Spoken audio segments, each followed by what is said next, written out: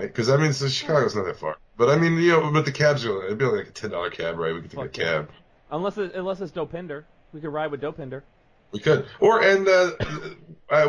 thinking because the parking was like ridiculous, man. It was like God damn. 60 or 90, like $60 a day or something. I don't know what it was. It was ridiculous for Just parking. walk But over that motherfucker. we found another lot that's like just around the corner. It's only $25, so we could park. We could still park. We could take the car and keep it there in case we needed it. But or you never know. We could the hotel might have a shuttle service that'll shuttle us over there. that's possible. And I mean, even if we had to walk over, we'll probably be walking over with tons of people going to the con anyway. So I mean, here's the main thing is Chief and I are going to be alone by ourselves for 3 days in frickin' Chicago. yeah, well, we're gonna have our own room, and then my wife and one of her friends is gonna come in because they want to come up and check out C2 because her friend is like big into like Game of Thrones and shit like that. I guess, and I don't know if she likes comic books or anything, but they're big into like fantasy and games and shit. So her and her friend were gonna come up, and they're on Saturday, and they're gonna have their own room and do their own thing. But it's just gonna be me and you. I mean, they're gonna be there, but we don't have to. And I'm gonna bring because I can. I mean, we can say hi. I mean, hi. It's like in passing, just like, what's up? Probably like get dinner at some point and hang out. Like we're gonna be right down. There's gonna be lots of cool shit to do. Oh, God, I want to. And I'm gonna be bringing the NES Mini Classic with me. Oh yeah. So we're gonna be hooking that because I'm sure we can hook up HDMI into one of those. That's what we got to make sure we pace ourselves this year so we got time to do shit. Yeah. Every time we because go the last fuck.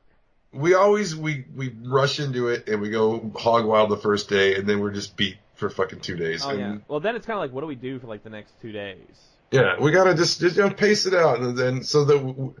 And so that we're not just exhausted. And well, for one thing, the drive is a killer. That's when we were driving back and forth every day. That sucked. We're going to be right there, so we're not going to have that. Shoot, it could be one of those things where, like, you know what, let's go back to the hotel room for like a couple hours and then head back to the con. We could do that. Yeah, that's kind of that's why I wanted to do it that way. It's going to be some good shit. It's going to be good. Oh, this is going to be the funnest one yet. I guarantee it, because we're going to be right there on the scene. And there's comic stores in Chicago we can go to. There's all kinds. We can go get a real good Italian. We'll get a good beef sandwich. We're not going to get some bullshit franchise beef sandwich. We're going to get a good one.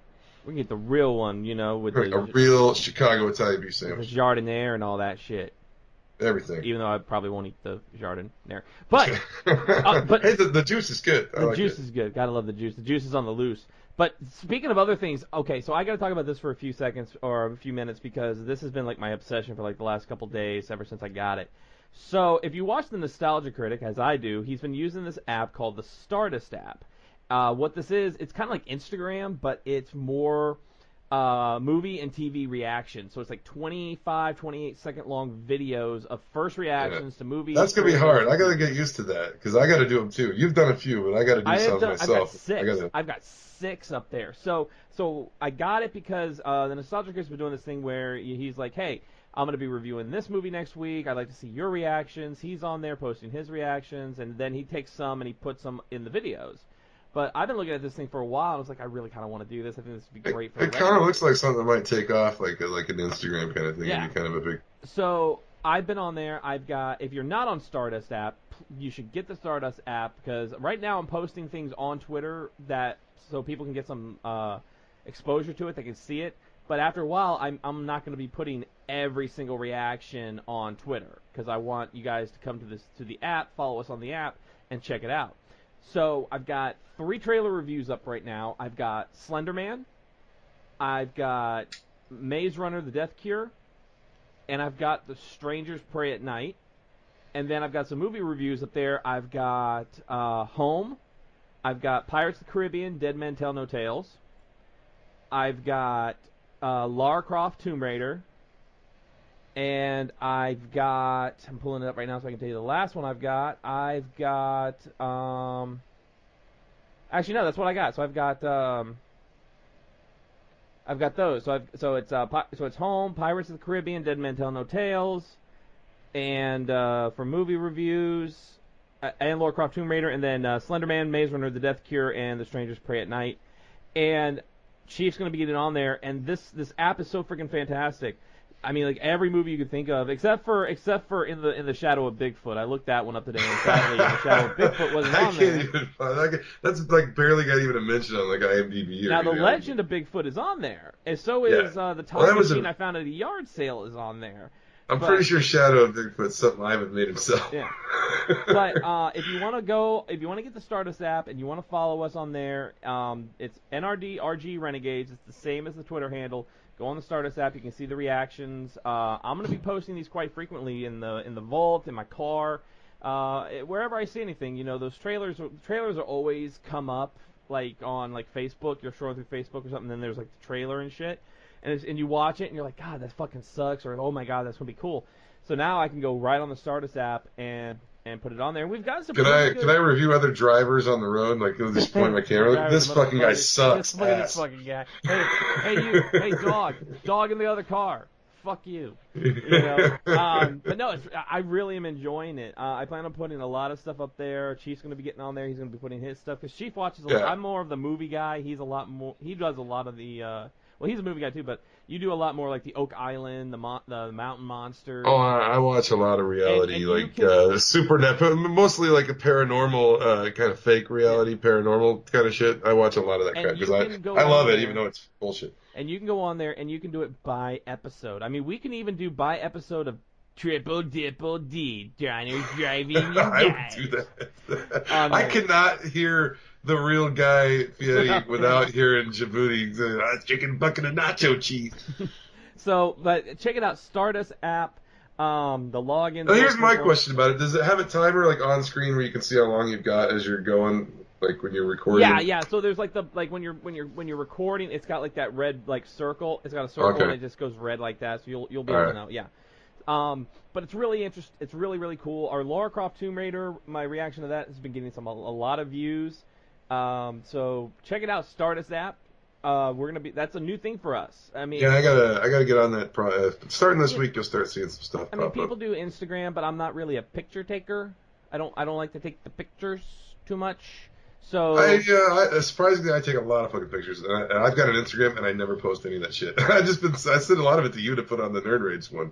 And I'm so bad because my mind. I feel good though. So I feel so fucking good. So 2017, I will put this out there. I told Chief I was dealing with a lot of personal demons. There's things that nobody knew about.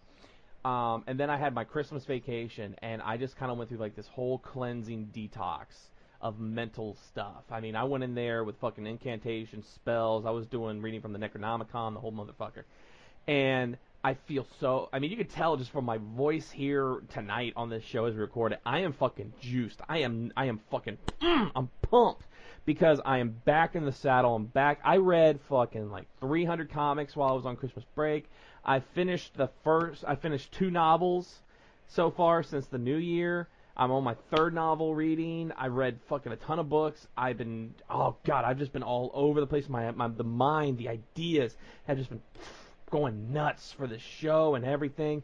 So there's going to be just so much going on in 2018 for everybody involved, and I am so happy to be doing this. And then Chief's going to be starring in the TV show Shirtless Bear Fighter. Yeah. For those who haven't seen that, John Kroll, our good friend and Emmy award-winning producer, Action producer John Kroll. He's reading Shirtless Bear Fighter, and he tweeted out that he is trying to buy the rights so that he can make it with me starring in it. So I'm holding you to that, Kroll. I am the Shirtless Bear Fighter. I'm going to have to go to Shirtless Bear Fighter training, though, because my six-pack is more like a case right now. So we'll have to fix it. It's the winter week. The winter variety. It wouldn't take me that long. I can do it. Oh, no, man. I'll be there behind you with my beanie cap on, telling you, catch the chicken, Chief. Come on, catch the chicken. Yeah, that's right. I'll be training hard. Training hard, and I'm eating like a burger. Come on. Dragging spin uphill on a bike with a rope around my neck. Dun, dun, dun, dun, dun, dun, dun, dun, dun, dun. I'll get a rickshaw. I'll just take you around in a rickshaw everywhere we go. Come on, you gotta fight Mike Tyson in the finals. Did you? Oh, that's the other thing. That's a new. That's gonna be a reaction I'm gonna be putting up. I gotta watch the trailer. So apparently there's a new kickboxer movie coming out, like Kickboxer Retaliation. Yeah. It's got Jean-Claude Van Damme in it, but it's also got Mike Tyson. It's got a real action-y movie poster. Yeah, I'm gonna watch that trailer and post a reaction to that Stardust app, everybody. But it's been just a great. Did you see the news that they're bringing Animaniacs back? Yeah, I saw that. I don't know what I think. I don't know. It kind of depends. Well, Because a lot of people said it's just gonna be neutered from what it used to be. yeah, none of the original creative team are involved, and you kind of wonder. You can't do Animaniacs. You got to have some, like, apparently Steven Spielberg and Amblin are going to come back to produce it. But There was some borderline, risque shit on the old one, and I'm wondering Number One if Sister, that's gonna be cut. Number One Sister, Dust for Prince. I found Prince. No, fingerprints. I don't think so. Yeah, exactly. Like shit like that. Well, I mean, if you go back and watch old cards, there's a lot of stuff. Like the old Cow and Chicken when they had the female biker gang show up called the Carpet Munchers. Oh, man, I watched one of my favorites. So Hulu, I love the beginning of the year because Netflix and Hulu get so many new like shows and TV. And Hulu got all 3 seasons of Tiny Toon Adventures. And I got to watch my favorite episode of Tiny Toon Adventures tonight. It was Baby Plucky learning how to use the potty. Where he shoves everything in the toilet, and the toilet backs up. And he's like, Ducky, go down to hole. My diaper go down to hole. And then the toilet backs up. He's like, Ducky came back. My diaper came back. Oh, man, I was dying. But that... And then there's another show on Netflix. It just came out. I don't know if you've seen it. The Toys That Made Us. Have you seen that? No.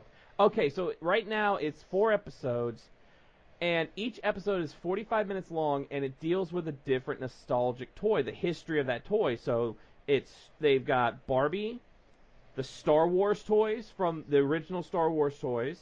Oh yeah. He-Man, and G.I. Joe, and it's a 45-minute like mini doc of these toys and how they came to be and what and how they were made and the reaction to the toys. Oh man, it is amazing. I would think that there wouldn't be much I wouldn't know except for about the Barbie one would be all new to me. I wouldn't know anything about Barbie stuff. G.I. Joe was really good because they talked about it. You had the G.I. Joe toys in like the 50s and 60s, with Kung Fu action grip and all that. Yeah. And then it kind of died down. Well, when they decided they wanted to bring it back, the head of Hasbro said no, which was also his way of saying no, but show me why I should say yes. So they went to Marvel and said, we cannot advertise this on TV, but we can they couldn't advertise like the toy or something. Like there was some like laws or something about toys. Yeah, with the whole 80s, there was something prior to that era that said you couldn't use a cartoon show to market a toy.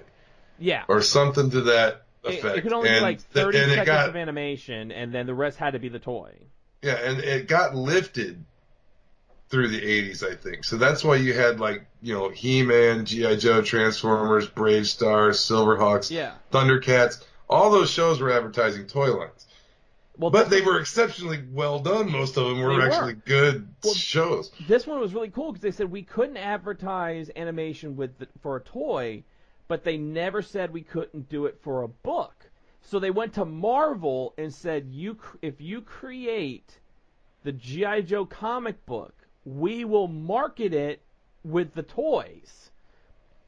So Marvel did that, and you come to find out that G.I. Joe, the Real American Hero, a lot of the stuff that they had to create for that cartoon and that line came from Marvel. Like they weren't going to create any villains. They were not going to create any bad guys because their thought process was you have the G.I. Joes and any other toy you have are like the bad guys. And Marvel was like, you have to have bad guys. And Marvel came up with the idea for Cobra and all this other stuff. And they actually interview Larry Hama. It's so well done. It is really, it's like really good. Almost every cartoon back then was like that. And then that was the marketing strategy. Yeah. Here's the team of good guys. Here's the team of bad guys. They're going to fight it out. We can introduce new characters with new toys. And really, what's crazy, that was exactly...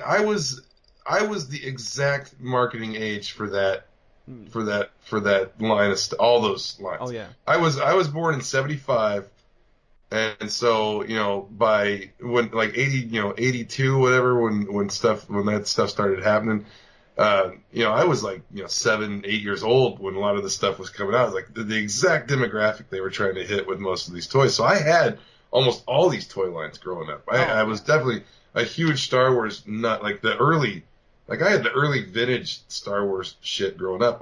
There's that I've put pictures on Twitter if you've ever seen of Christmas in '79, and I've got a TIE fighter on my